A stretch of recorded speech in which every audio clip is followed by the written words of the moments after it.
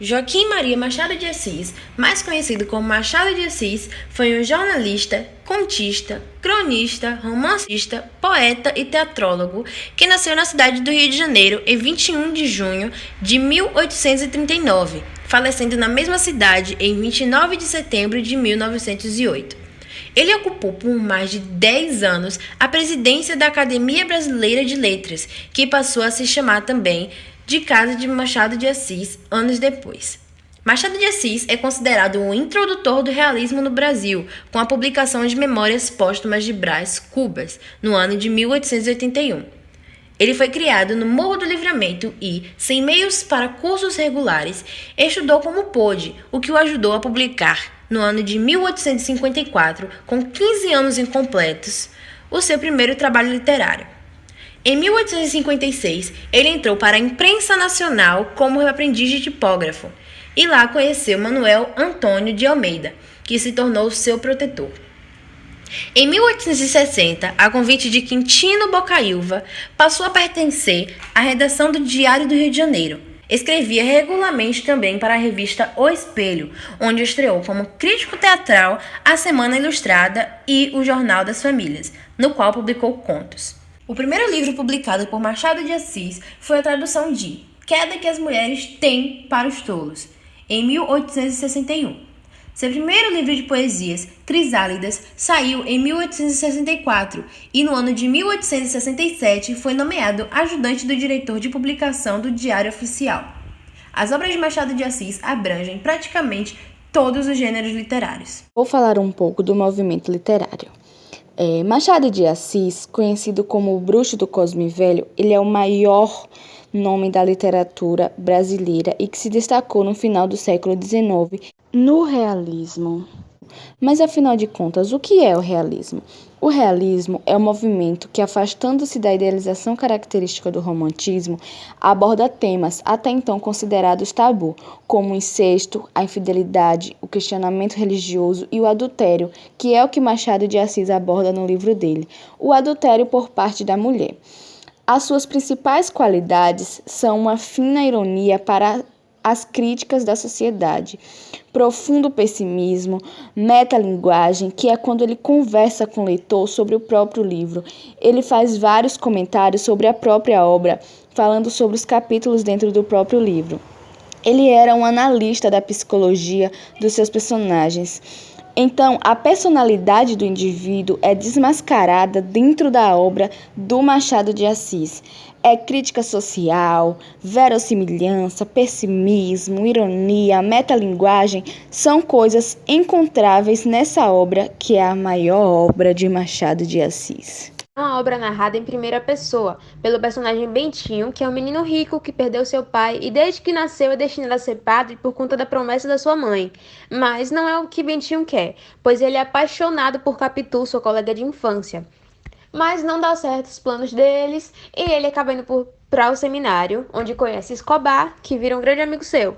E após eles saírem do seminário, Bentinho se casa com Capitu e Escobar se casa com Sancha, a amiga de escola de Capitu. Mas a história começa a ficar estranha quando Bentinho e Capitu tentam muito ter um filho e não conseguem, até que um dia Capitu engravida. O filho deles se chama Ezequiel. Conforme Ezequiel vai crescendo, vai ficando mais parecido com Escobar e levanta em Bentinho a suspeita de traição por parte de Capitu. E daí começa aquele questionamento de sempre: Capitu traiu ou não traiu? Tem milhões de motivos para você acreditar que ela traiu e outros milhões de motivos para você acreditar que ela não traiu, mas isso eu deixo para você quando você for ler a obra, para eu não estragar a sua experiência. Então, o que eu vou te falar aqui agora é que a obra não gira em torno do adultério de Capitu, ou não adultério de Capitu. A obra, na verdade, é sobre como Machado arma esse problema e testa seu leitor. Ou seja, todo esse questionamento, Capitu traiu ou não traiu, botou gaia ou não botou gaia, fica por conta do leitor.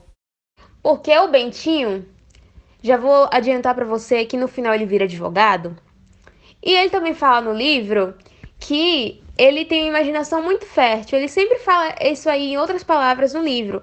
Então é o seguinte, ele tem o dom de persuadir. Ou seja, ele induz o leitor a acreditar nas palavras dele. E também a gente não tem uma narração de Capitu, a gente não tem como escutar o lado dela da história. A gente não pode simplesmente ouvir um lado da história e dizer que tá certo, a gente tem que escutar os outros lados da história. E isso não é possível no livro. Bentinho também é uma pessoa muito ciumenta, ele é filho único, foi criado com muita mimação pela mãe e a família dele gosta muito dele.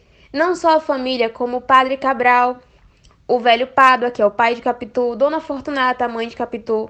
Outra questão que o livro aborda é a questão de classe.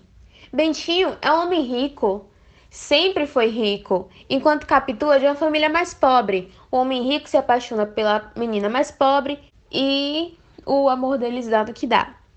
Que eu não vou contar pra você pra não te dar spoiler. E sobre o nome Dom Casmurro, ele explica no início do livro que é um apelido que ele recebeu e resolveu abraçar. Casmurro significa um homem cabeça dura, teimoso, fechado, frio e que não se comunica tanto. Que foi isto que ele se tornou após essa história de vida que ele conta pra gente. Dom Casmurro é uma obra narrada por Bento Santiago, o Bentinho, que também é o Dom Casmurro. São 3 personalidades diferentes para o mesmo personagem. Ele foi conhecido como Dom Casmurro por ser um homem muito rico e muito solitário que vivia ali no seu próprio mundo, isolado. Então, como ele não precisava trabalhar porque ele era muito rico, ele decidiu contar a história da sua vida, de como tudo aconteceu. O contexto histórico no qual a obra se passa é no Rio de Janeiro, no período da monarquia de Dom Pedro II, no final do século XIX. Conforme a história é narrada por Bento, nós temos apenas a versão dele dos acontecimentos. Então, durante todo o livro, Bentinho induz o leitor a acreditar no que ele narra. Na época que o livro foi lançado, era considerado apenas um livro que falava sobre adultério. Mas hoje a gente consegue entender, olhando por outra perspectiva, que vai muito além de um livro sobre dúvidas e traições. Fala sobre a mulher injustiçada, que é silenciada e incapaz de poder se pronunciar por não ter a oportunidade de se impor e se defender das acusações. Então, a gente hoje percebe que é um livro muito amplo e que vai muito da interpretação do leitor. Por fim, irei falar agora sobre os aspectos das personagens femininas e começarei pela Dona Glória. Foi a mulher que fez a promessa, a mãe de Bentinho, queria mandá-lo para o seminário, ser padre, mesmo com o coração apertado, ela era fiel e devota a Deus. Ela também se tornou responsável pelos negócios da família, porque ela perdeu o marido cedo, e ela foi muito forte também, estava ali a matriarca. E a prima Justina, a prima de Dona Glória, vou falar sobre ela. Ela, segundo Bentinho, era uma mulher que sempre criticava tudo, mas também era aquela que estava ali por ele também, porque ela descobriu o sentimento dele por Capitu, aconselhou e guardou ali o segredo dele. A Dona Fortunata, a outra mulher, personagem do livro, é a mãe de Capitu. Ela sempre estava ali pela filha, apoiava a menina, estava em todos os momentos presentes. E ela acabou partindo cedo, morreu logo. E Capitu assumiu seu lugar nos afazeres e contas da casa, cuidando e ajudando o pai dela. Sancha, a amiga da escola de Capitu, era sempre consolada por Capitu. As duas viviam sempre juntas porque elas se entendiam. Ambas tinham perdido suas mães cedo. E aí, diante de tanta coisa que aconteceu com elas precisavam ser fortes pelas pessoas que dependiam delas. Pelos filhos, pelos maridos, elas eram fortes, suportavam tudo. E, por fim, Capitu, né? Aquela mulher forte, aquela mulher que não era uma mulher comum de sua época. Ela tinha paixões, tinha hábitos, uma mente diferente, tinha hobbies, suportou muita coisa e ainda dava suporte. Foi injustiçada na narrativa por não ter oportunidade de falar, mas consigo ver nela um espírito livre e indomável. Então foi isso, um breve resumo das personagens femininas do livro e tchau, tchau.